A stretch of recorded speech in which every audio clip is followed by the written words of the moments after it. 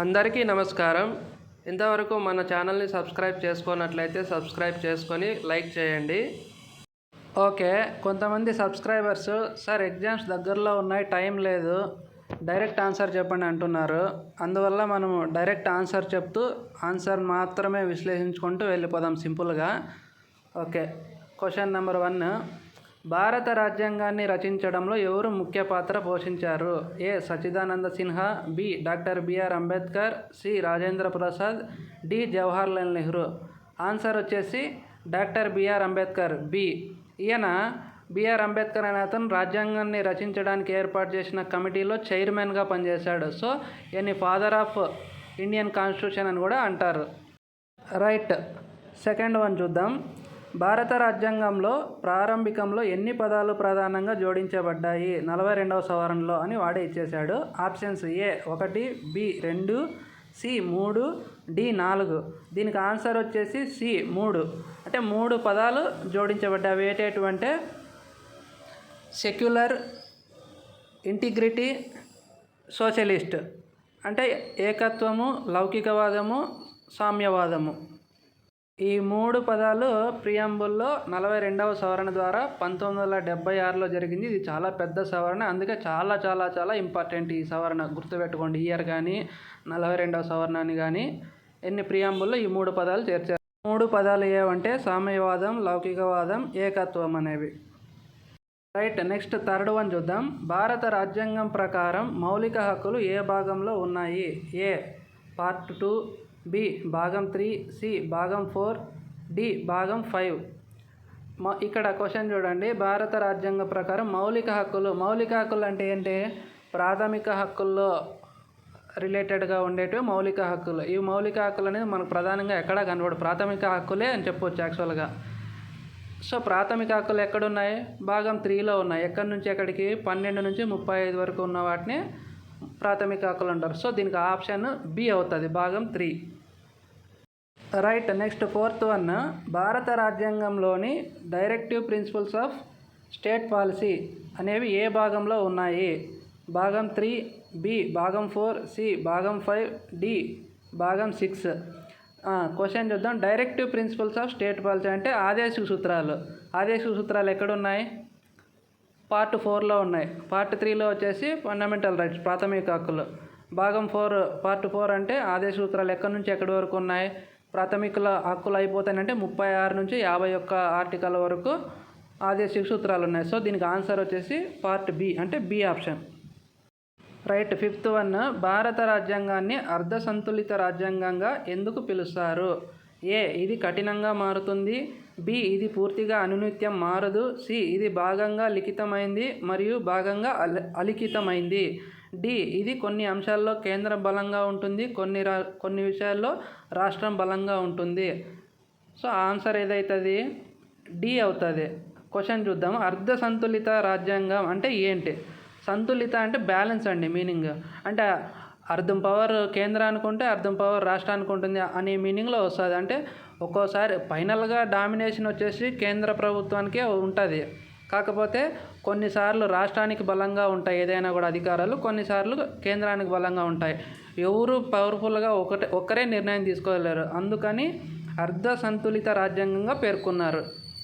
అంటే దీని అర్థం అన్ని విషయాల్లోన అన్ని అధికారాలు ఒక్కరికే ఉండవు అని అర్థం. దీని కేంద్రానికైనా సరే రాష్ట్రానికైనా సరే. సో ఆన్సర్ వచ్చేసి డి, అర్ధ సంతులిత రాజ్యాంగం అంటే ఆప్షన్ డి ఆన్సర్ అవుతుంది. రైట్. Sixth one. భారత రాజ్యాంగం రూపకల్పనకు ఎంత కాలం పట్టింది? ఏ 2 సంవత్సరాల 11 నెలల 18 రోజులు, బి 1 సంవత్సరం 10 నెలలు 5 రోజులు, సి 3 సంవత్సరాల 1 నెల 10 రోజులు, డి 2 సంవత్సరాల 6 నెలల 12 రోజులు. ఇది చాలా చాలా చాలా అంటే చాలా ఇంపార్టెంట్ క్వశ్చన్. దీన్ని చాలా ఈజీగా గుర్తుపెట్టుకోండి. 3 సంవత్సరాలకు 12 రోజులు తక్కువ పట్టింది అంతే. అంటే ఎప్పుడు? 1946 డిసెంబర్ 9వ తారీఖు స్టార్ట్ అయింది రాజ్యాంగ రూపకల్పన కమిటీ అనేది. అప్పటి నుంచి ఎప్పటి వరకు రాశారు వీళ్ళు? 1949 నవంబర్ 26 వరకు రాశారు. దీంట్లో ఏదో ఒకటి గుర్తున్నా కూడా దీనికి ఆన్సర్ చేయొచ్చు. దీన్ని డిఫరెంట్గా అడగవచ్చు. ఎన్ని రోజులు పట్టిందంటే డైరెక్ట్ రోజులు అడగవచ్చు. ఇక్కడ 2 సంవత్సరాల 11 నెలల అని కాకుండా రోజులు అడుగుతాడు 366 600 అని. అప్పుడు ఏం గుర్తుండాలి మీకు? 3 ఇయర్స్ గుర్తుంటే అయిపోయి 3 ఇయర్స్ మైనస్ 12 డేస్ అది గుర్తుపెట్టుకొని చేయొచ్చు ఆన్సర్. సరేనా? సో దీనికి ఆన్సర్ వచ్చేసి ఏ 2 సంవత్సరాల 11 నెలల 18 రోజులు. రైట్. నెక్స్ట్ వన్, భారత రాజ్యాంగం ప్రకారం మొదటి ప్రాథమిక హక్కుగా ఏది పేర్కొనబడింది? ఏ సమానత్వపు హక్కు, బి స్వాతంత్రపు హక్కు, సి ఆస్తి హక్కు, డి న్యాయ హక్కు. ప్రాథమిక హక్కుల్లో ఎక్కడి నుంచి ఎక్కడి వరకు ఉన్నాయి? 12 నుంచి 35 అని చెప్పాం కదా. ఇప్పుడు మొదటి హక్కు ఏదంటే సమానత్వపు హక్కు. అంటే మొదటి ఆన్సరు ఏ సమానత్వపు హక్కు అనేది మొదటిది. ఇది ఎక్కడి నుంచి ఎక్కడి వరకు ఉందంటే 14 నుంచి 18 వరకు ఉంది. సో ఆన్సరు ఏ. రైట్. 8th వన్, భారత రాజ్యాంగం యొక్క గరిష్ట అధికారులుగా ఎవరు పరిగణించబడతారు? ఏ ప్రధానమంత్రి, బి రాష్ట్రపతి, C Lok Sabha speaker, D supreme court ప్రధాన న్యాయమూర్తి.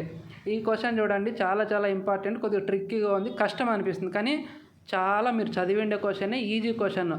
కాంపిటీషన్ చాలా పెరిగిపోయింది కాబట్టి ఇట్లా ట్రిక్కీగా ఇస్తారు, కష్టం ఇస్తారు. కష్టం ఇస్తారా అంటే కాంపిటీషన్ అవుట్ ఆఫ్ సిలబస్ ఏదో ఇలా ఇస్తారు అంతే. ఇది ఇప్పుడు చెప్తా చూడండి. గరిష్ట అధికారులు అంటే ఎవరు? Simple question. డైరెక్ట్ అంటే ఏంది? భారతదేశ ప్రథమ పౌరుడు ఎవరు అంటే ఏం చెప్తాం మనం? రాష్ట్రపతి. ఆ క్వశ్చనే ఇట్లా డిఫరెంట్గా అడిగారు అంతే ఇది. రైట్, ఓకేనా? 9th వన్, భారత రాజ్యాంగం ప్రకారం రాజ్యాంగ సవరణకు సంబంధించిన విధానాన్ని ఎక్కడ పేర్కొన్నారు? ఏ ఆర్టికల్ 368, బి 370, సి 352, డి 356. రాజ్యాంగ సవరణ ఎట్లా చేయాలి అనేది ఆర్టికల్ 368 ద్వారా చెప్పబడుతుంది. అంటే రాజ్యాంగ సవరణ అనేది ఎప్పుడైనా చేయాల్సి వస్తే అవసరమైతే, ఇంతవరకు 42వ రాజ్యాంగ సవరణ 1976 అని చెప్పుకున్నాం కదా, ఇట్లా ఏదైనా సవరణ చేయాలంటే ఏ విధంగా చేయాలి, ఎప్పుడు చేయాలి, ప్రాసెస్ ఎలా అనేదంతా ఈ ఆర్టికల్ 368లో పొందుపరిచి ఉంటారనమాట. సో ఆన్సర్ 9th వన్కి ఆర్టికల్ 368. 10th వన్, ప్రస్తుతం భారత రాజ్యాంగంలో ఉన్న ప్రాథమిక విధులు ఎన్ని? ఏ 10, బి 11, సి 12, డి 9. ప్రస్తుతం అన్నాడు అంటే మొదట్లో భారత రాజ్యాంగం ఏర్పడినప్పుడు ఎన్ని ప్రాథమిక విధులు ఉన్నాయని కూడా క్వశ్చన్ అడుగుతాడు. ఎన్ని ఉన్నాయంటే అసలు లేవు. అసలు ప్రాథమిక విధులు అనేది స్టార్టింగ్లో లేవు. తర్వాత ఎప్పుడు వచ్చినాయి? 42వ రాజ్యాంగ సవరణ ద్వారా 1976లో చేర్చినారు. అప్పుడు ఎన్ని ఉన్నాయి? అప్పుడు కూడా 10 వచ్చినాయి. నెక్స్ట్ ఇప్పుడు ప్రస్తుతం అంటే 11 వచ్చినాయి. అది ఎప్పుడు చేసినారంటే 86వ రాజ్యాంగ సవరణ ద్వారా 11వ ప్రాథమిక విధి అనేది చేర్చినారు. సో ఇప్పుడు టోటల్గా 11 ఉన్నాయన్నమాట. ఆన్సర్ వచ్చేసి 11. ఈ క్వశ్చన్ను ఇంతకుముందు వీడియోస్లో చదువుకున్నాము. సో ఎంత మాత్రం గుర్తుందో ఆన్సర్ని కామెంట్లో చేయండి. ఆన్సర్ తెలియని వాళ్ళు క్షుణ్ణంగా చూడండి, కనిపిస్తుంది. చివరి వరకు చూసినందుకు అందరికీ థ్యాంక్స్ అండి. వెళ్ళే ముందు ఒక లైక్ చేసి వెళ్ళండి. Thank you.